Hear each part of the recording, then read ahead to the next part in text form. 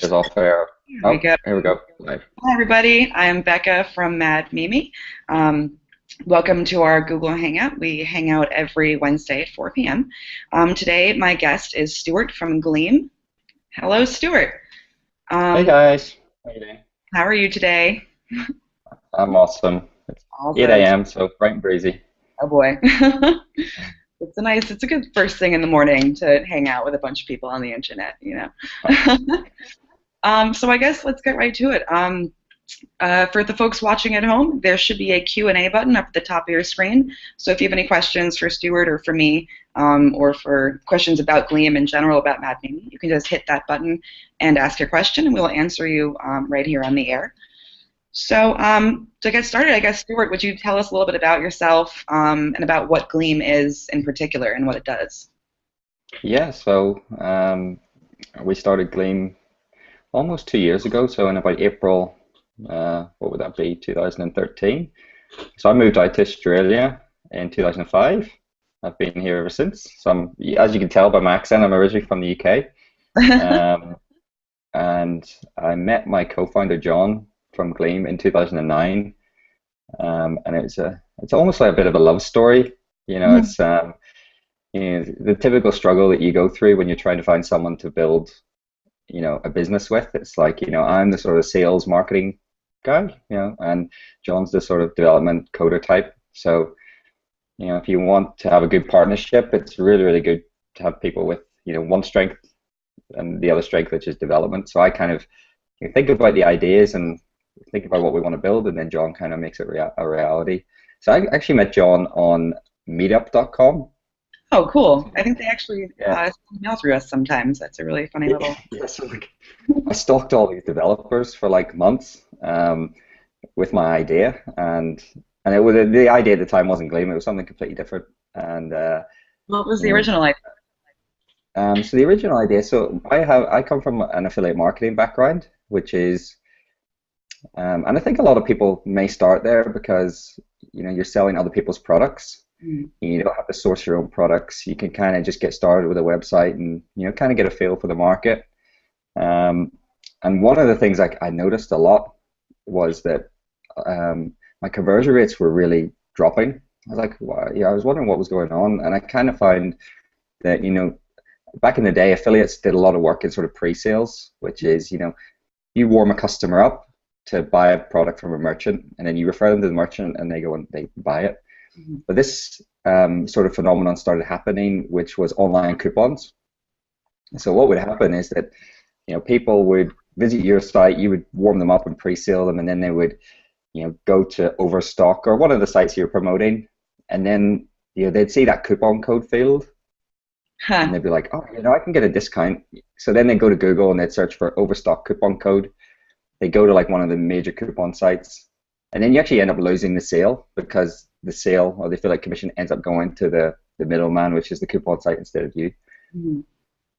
So that was our sort of first introduction to what we call incentivization, which is the coupon sites were incentivizing people to buy via them because they had a discount, whereas and you could argue we were doing more work because we were pre-selling the product, but kind of the waters get a bit muddy. Yeah. So we actually thought, right, well, we want a bit of piece of this action. So I said, right, let's get into the coupon space. Hmm. So I had this idea where I wanted to build a coupon site that was different from all the rest, and I found my co-founder John, and he was like, okay, sounds like a cool idea. So we basically just worked on part-time. We still worked. Actually, I still worked my full-time job up until maybe 3 months ago. I Wow. only quit 3 months ago. So so we've been working since 2009, sort of on the side for a long time. A few years. Yeah, yeah. So we built a coupon site, and actually was quite successful for us. It allowed us to pretty much fund Gleam without any venture capital. The problem with the coupon business is that Google pretty much killed it for people. Really. So a lot of Google's algorithm updates, Google Panda, Google Penguin, um, really hit Google or coupon sites hard because there's a lot of generic content. Everyone's got the same coupons, everyone's got the same descriptions, all that sort of stuff. So we spent a lot of time trying to figure out the algorithms, and we eventually thought, look, we don't want to, we don't want to have a site anymore that's completely reliant on Google, because Google giveth and Google taketh away. So one day you're laughing all the way to the bank, and then next day Google updates their algorithms, and all of a sudden you're kind of screwed. So we took the incentivization principle, which was coupons, to software as a service, which is Gleam. So and we started out with what was the most common theme that we saw merchants running, which is competitions. Yeah. And we thought, okay, well, how do we do competitions better than other people? Mm-hmm. And initially we built it for ourselves, and we used it for ourselves, and it's the kind of product that is very out there. It's in front of people's faces all the time, because you've got lots of people entering. So once one business sees another business use it, they're like, okay, what's that? And then they'll come and check us out, and it just kind of grew organically from there. And we're growing at the moment about 25% every month. Nice. So can you tell us a little bit about sort of what what one of your users would do, like what the steps are for using Gleam, and how someone can benefit from that for a small business or a website, what the whole goal would be for them? Yeah, so I mean, it depends what life cycle you are in your business. So we see people in varying stages of business growth. You've got people that are just starting out.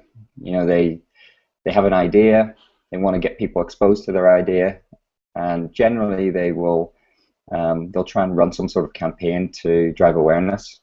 And those ones are they're actually the hardest, because you're kind of starting at a base of zero. You don't have an email list. You don't really have very much. So incentivization is really good at that point in time. And if you can, and a lot of people say, Stu, I've read some of your case studies. How do I get the same sort of results as everybody else? And it's really quite difficult, because every business is different.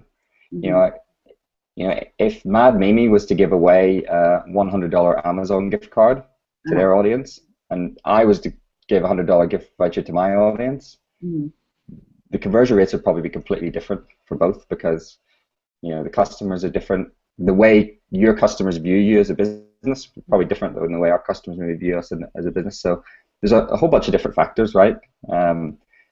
So I mean, the good thing about Gleam is you can just test lots of different hypotheses and ideas. And the biggest factor that I've seen in a successful campaign, it's how does the incentive relate to the audience? So we had a travel company in Australia, and they gave away a lifetime worth of travel, so $50,000 worth of travel. Wow. And they got about 100,000 users in the space of 48 hours. So they had an incentive that's really, really tied with what their customers want. Whereas if they just give away, a $2,000 Amazon gift voucher, it's kind of like, well, anyone can give away an Amazon gift voucher. So that's probably the biggest thing. And if you're a product company, so if you make products, giving away your own products is a really, really good way to get the word out. Totally. But also gauge the market, and get information on what demographics respond well to your products, and that sort of thing. So I'm not sure where I was going with that question. That's okay. There were a lot of places to go with it. I do like that you hit on before sort of when a business is really just starting out, and before they have an email list, before they have a customer base, it can be a pretty rough patch to sort of start growing. So you actually integrate with Mad Mimi, Gleam does, to sort of help capture email signups all over the place. Yeah. Do you talk a little bit about that integration and sort of how it works, especially for those who are starting out? Yeah, so I mean, for us personally, as a business, integrations with other products are probably one of our biggest growth areas, because number one, we keep our users happy, because we get our users saying, "No, we use your product. Do you integrate with this email provider? Because otherwise, we've got to export all the data and we've got to import it manually." So we've got kind of keep a running list of what people ask for.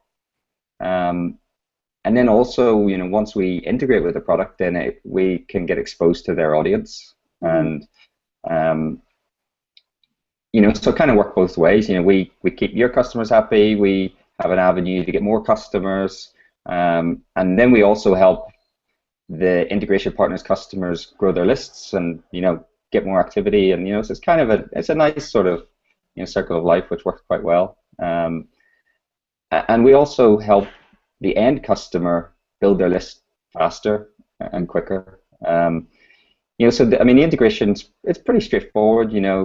With any of our products, you just go into your settings, you put in your MadMimi API key, and then you can just send people from any campaign straight into MadMimi.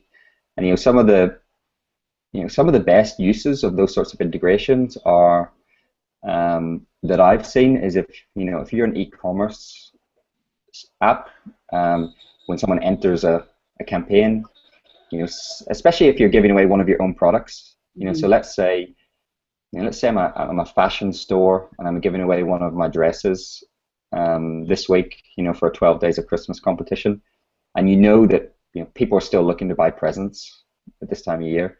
What you might do is when someone enters the campaign, you send their email through to MadMimi, and then MadMimi may be set up to send out an instant autoresponder with some sort of special offer or coupon, which would say, hey, thanks for entering our sweepstakes. Here's a 20% off discount voucher to use today for shopping. Make sure you get your Christmas shopping done. Or another good one is, especially if you're giving away a product, it's like when you pick your winners, you might say, hey guys, and send out a consolation email to everyone that didn't win. So you might say, hey guys, sorry, we've picked our winners. Unfortunately, you didn't win the dress, but hey, buy the dress. Here's 20% off it. Perfect. Here's the link to go and buy it. Go and buy it now. So there's lots of really, sort of neat ways that you can use the integration. It's kind of, as what's the right? You just have to use your imagination and try different things. I always just say, just keep testing different things. Totally. And it has a lot of different sort of settings for rules, right? So we need, what are the different behavior rules that you can use based on how long somebody's on the site, or how much they scroll through, or how many pages they visit? What do you think? How would someone use those to sort of really hone in on a specific person or message? Yeah, so I might see if I can share my screen. Totally. If that's it should be top left. Hey, it's me. All right, you can see my screen? Yes, perfect. Okay, so one of our products is called Capture. It's in beta at the moment, so basically it's a bit of JavaScript that you pop on your site. You put it in your header, and once you put it in your header, you can then design, I guess, email opt-ins. We've got a whole bunch of different templates. So you can see this template's like a top bar that sits on the top of your site. You've got a little sort of chat window image box that can sit in the bottom right of your site. You got a text opt-in box, a whole bunch of different templates. So basically what you would do is you come in, you could connect your MadMimi account. So I'll just show you that. So we've got a whole bunch of different integrations with different email providers. You can see here you got MadMimi. You pop in, you put in your MadMimi login email address, your default list. So default list is pretty much, if we create a campaign and we don't want to send it to a specific list, what's just like the default list it's going to go to. And I think you guys have the concept of, if you don't create a list in MadMimi, it just goes to like all contacts. Exactly. So if your default list wants to be all contacts, and I'm pretty sure it's case sensitive, so you need to make sure that the case is right. You pop in your API key, and then when you're creating a campaign, let's just say, so this is one of our templates that we've got. So what you can do is you can just name it. So you might say, okay, well, at what point in my site do I want to try and capture emails from customers? So one of the things that you could do is you could say, right, let's say someone comes to my site, they go to our shopping cart, and they don't continue, so they don't actually make a purchase. So they bounce from a shopping cart. So we might call this this one, cart abandonment. And we could set up all the different styling, add different images, whatever it may be. I'll just use the same image for this one. So once you kind of design the look and feel, and you can change all this. So this may be something along the lines of, you know, you might have an image here that says, get a coupon code or something similar. You can, because the JavaScript sits on every page of your site, it's constantly collecting data and information. So you could just set up rules based on, okay, well, let's build a segment of a person that I want to be able to see this particular opt-in. So you've got a bunch of different triggers. So in this scenario, because we're going to look at cart abandonment, we want to capture people that are about to exit the website.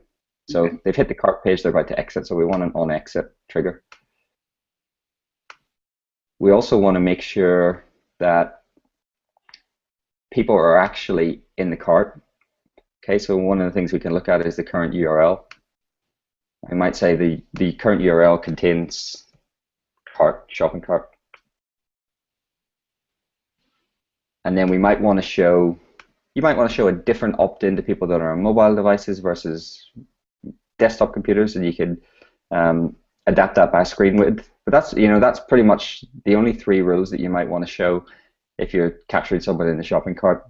Another thing you can do is to make sure that you don't annoy people and you only show it to them once. So you can say, okay, well, we only want to show it to you once ever. We don't want to annoy you too much. Right. And then you hit save, and then you switch it on, and then you can test it. So obviously, once you go to your shopping cart, you will then see something like this. So you can see that this is a site. They've got a shopping cart abandonment set up. And when you're about to leave the site, they pop up this sort of, boom, get 10% off your first order. And this converts at about 8% for them. So they retain about 8% of people. They get their email address, and they also send them a coupon. And that's huge, because that's somebody who would have otherwise just left the site without a second thought. And this sort of second thought really helps keep people around for longer. Yeah. I mean, and there's, like I say, the incentive is really interesting, because you might say, well, what's the difference to the business if I give 10% versus 20%? Or how will it work if I give them a free gift? Or and we do allow you to test that stuff, so you can split tests. So you could, I guess, essentially, you could set up 3 or 4 of these, all with the same rules, and then just rotate through.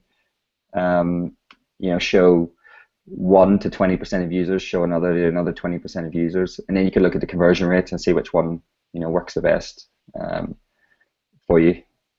I mean, yeah, we do that.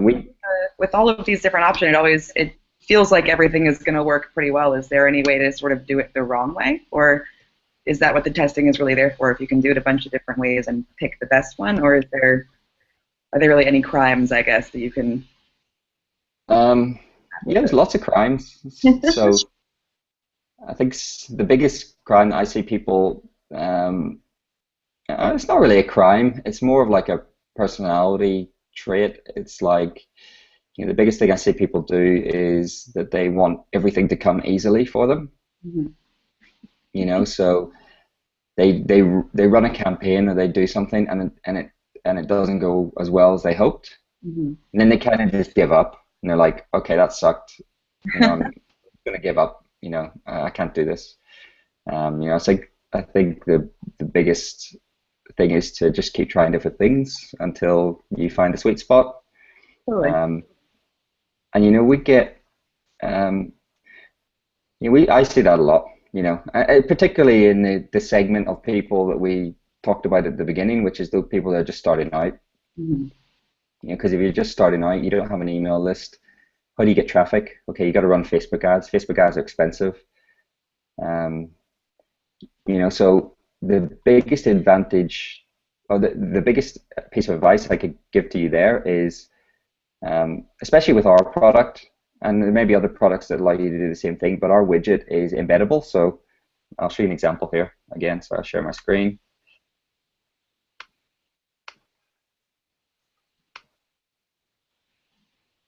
All right, so here's a. Can you see my screen? Yeah, it's working. All right, so here's a giveaway. It's on a beauty blog. Mhm. As you can see, somebody's giving away this lovely beauty. You may know more than I do about this sort of stuff, but this Like, lovely beauty kit. And basically, what's happening here is that the brand is working with a well-known beauty blogger, mhm. and like this guy, he's called Dave Lackey. His contests are insane. Like his following is, I've never seen such a loyal following with a blog. When he posts a contest, his conversion rates are about 80%. Wow. So 80% of the people that view this widget enter. It's crazy. I don't know how he does it, but um, I guess the point that I'm making here is that if you have a product, generally your best route to market is to say, instead of trying to find my own traffic, how do I leverage other people's traffic? Hmm. So if let's just say you do have a beauty. Let's just say you've created like an Israeli Dead Sea makeup company. Um, if you do your market research, you might say, well, what are the top blogs that are in a similar sort of, I guess, user profile segment to my product? Mhm. As in, if I get my product in front of their users, they're going to respond well and may become a customer. And then you can create giveaways, and you can actually partner with them and say, hey guys, I'll pay you to run my giveaway. Ah, And lovely. then, and then you actually leverage their audience to capture for your own product. And then that means once you've run a few campaigns, you actually then have an audience of your own to market to. Um, and then you just sort of build it from there. So anyone starting out, the whole partnership thing is really worth looking into. It almost kind of kickstarts things, and it can also help with market validation. Hmm. What do people think about your product? How well is it received? Is there ways you can improve it? All that sort of stuff. And that was kind of how we got started. So when we created Gleam, we pretty much just went out to like a whole bunch of bloggers and said, hey, we've got this giveaway platform. Can you help us test it out and try it? And we actually just used their feedback to improve, and Nice. we just kept improving and improving, and it just kind of happened from there. So you could do a similar sort of thing with your business. Awesome. We do have one question through our Q&A app from Mira. She wanted to know what types of offers or form setups do you see converting at the highest percentage? Is there sort of one type that ends up performing better, or is it across the board, I guess? Yeah, so at the moment, the sort of on exit offers tend to perform the best, Mhm. which are the ones when people are about to leave your site.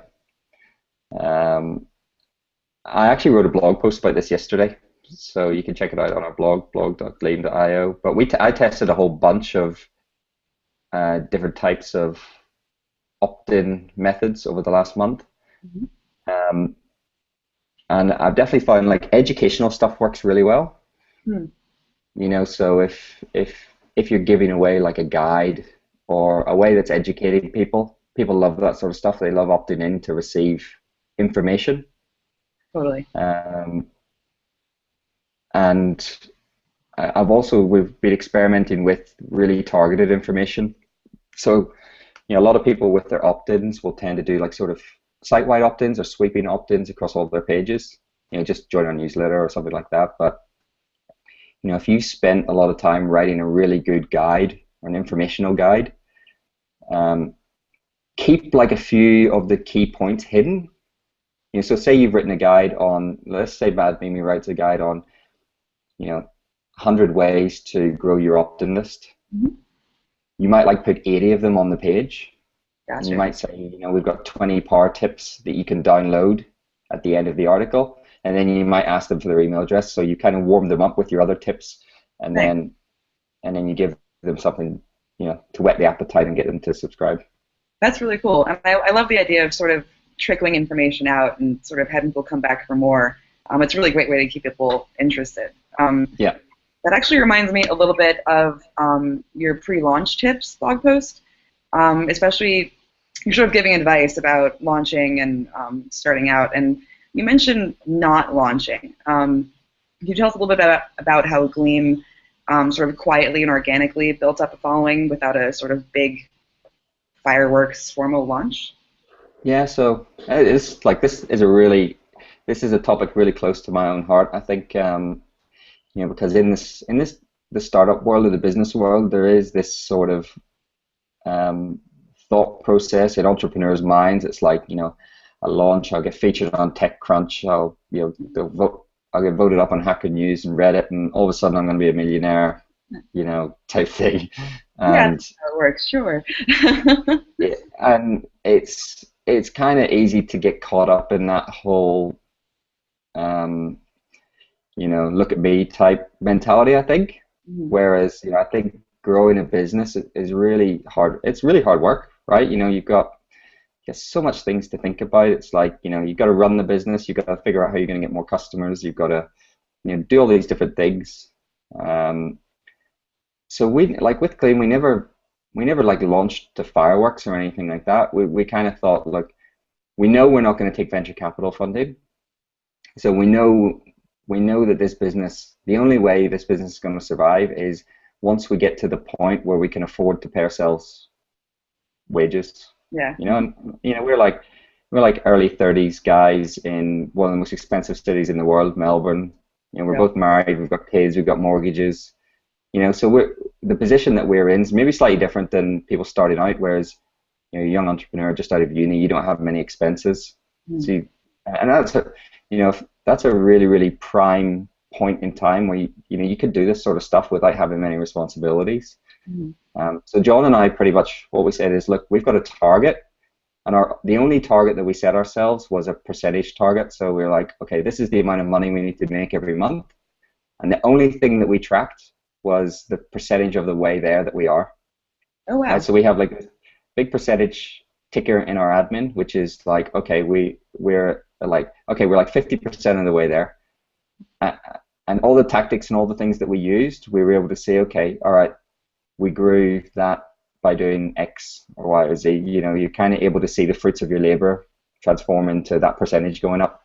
That's really cool. And talk about Um, incentivizing things. It really feels like, it gives you a reason to push forward is to see that ticker go up more and build towards your goal. yeah, so the whole going back to the big fanfare launch, it's like, people lose sight of actually building a sustainable business that generates revenue and supports what you need it to support. So I guess it depends what your goals are. If you want to focus on that user number and go for a big acquisition, then that's cool. But for us, the growth goal was more recurring revenue to support ourselves. And that so we set ourselves a 12-month deadline Mhm. to support both of ourselves, and we did it in 8 months.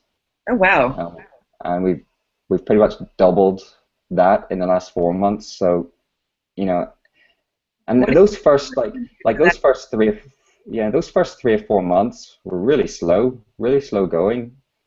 So and I guess that's another advantage in this. You have to decide, okay, do I go all in on the idea Mhm. and quit my job and like just work on it and do it, or do I work on it in the evenings and weekends Mhm.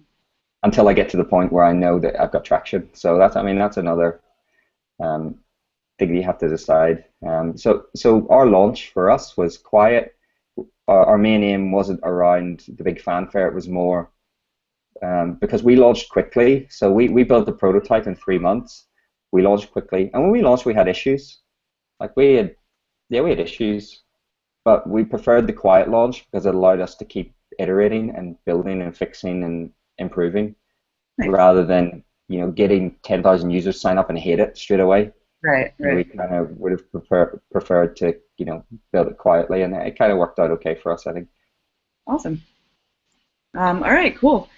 I think we are almost towards the end here. If there are any more questions, folks, feel free to type those into the Q&A. And I guess, Stuart, do you have any other tips you want to share with folks about boosting their email signups or social engagement, or any advice for people just getting started in this kind of world? Um, hmm. I mean, like I say, it really does depend where you are. So we're coming up to Christmas. At the moment, I'm trying to think of what's something you could do right now. The big thing I'm seeing really popular at the moment are the sort of 12 days of Christmas Totally. contests. Um, keeping your customers engaged, keep them coming back every day, using their email address to try and get them to spend their money with you this Christmas period, and for the sales. So I think another really great tip is to try and align your marketing with events Mm-hmm. or times of the year. Totally. So when you're thinking about your yearly strategy, it's like, okay, well, all right, what am I going to do for Valentine's Day? What do I do on Black Friday? What do I do on President's Day? Talk like a pirate day. Is there anything I can do then? Star Wars. We had one customer that did this thing on like, Star Wars Day, and it was, May the Fourth be with you type thing, and they just went crazy. So, just have a look at, what's being celebrated and try and put a nice marketing twist on it. And I think customers really appreciate businesses that aren't boring about their email. Try and add a bit of humor to it. Try and keep your customers engaged. Don't just be really boring and saying like really boring stuff to them. Make them enjoy being a subscriber and want to get your emails. I think it's Totally. We do have one more question. Again, from Mira, what surprised you the most about launching and building your own business? how much stuff there is to do. It's like, so I'm the business guy and John's the developer, but I do everything like finances, marketing, web design, promotion. I build all the relationships with the partners, um, and I think the most surprising and enjoyable thing is seeing how other people grow their own businesses. Learning from them and seeing how processes work and people work. Interestingly, Mad Mimi was probably the most delightful experience we had as Really? an integration partner. Like, I think, so I think I emailed Mira and like she had a listing up for us in like 24 hours, which Yep. which was crazy. Like we're working with some integration partners and they don't have their stuff to get like they don't have their they're not that organized. So I was really surprised when you build that relationship with someone so quickly, and they're so willing to help you because they see the I guess the joint connection between the businesses, and they want to help their customers. And so that's probably the most surprising and enjoyable thing. It's like when you work with partners, seeing how eager they are to help and yeah. Yeah, I do. I like that. I feel like Gleam and Mimi both sort of have this devotion to helping small businesses expand and grow and really build in the right direction. So it's really cool that we can work together, and I feel like our services both serve people in a very similar way. So like, high five. Yeah, look, if anyone's in the webinar and wants to have a chat, we have a public chat room that you can jump into. It's gleam.io/chat. So Oh, great. once this is over, it's 8:30 a.m. here, so we're around like all day. So Awesome. just I'll jump put in that and link have a chat in and the description, and I'm sure we'll get some enjoy us visitors. a little bit. Awesome. All right, so I guess that's about it for today. Stuart, thank you so much. This was awesome. No worries, it was awesome. Thanks. I will link to all your blog posts and things under the video, and we'll share it on social media. And everyone, thank you for watching, and have an awesome day. Cheers, Okay, guys. thank you. Bye.